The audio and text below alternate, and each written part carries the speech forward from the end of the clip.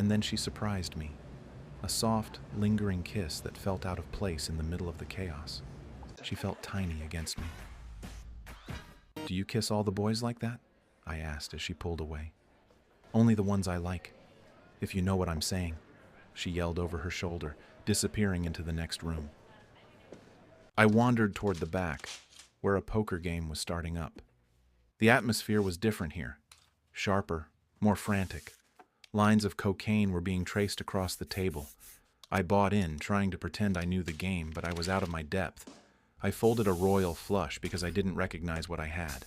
I even folded face up, earning a round of groans and lessons on bluffing. An hour and a half vanished in a blur of cards and white powder. When I finally excused myself, I ran into a woman who looked like she'd stepped straight out of a Tomb Raider poster. I called her Laura. "I haven't seen you at this college before," she said, her eyes tracking me. "What frat are you?" "I'm not." "Well, you're at a Sigma Alpha party now. You should get to know us." She leaned in close. "I know a room where we can go have some real fun." I followed her. When you find a woman who looks like Lara Croft, you don't say no. We got to the room, and the door clicked shut. "You still holding?" she asked. I pulled out the last of what I had. We were kissing on the bed, lost in the chemical rush, when the door burst open.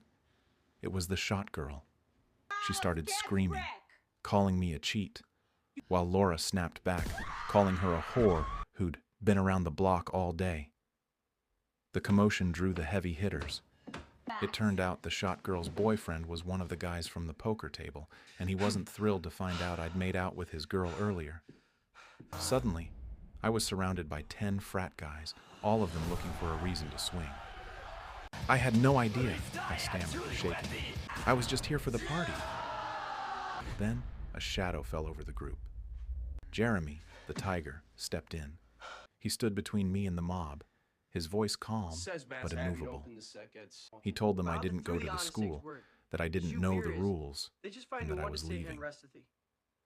They escorted me to the door with a little more force than necessary, shoving me down the stairs.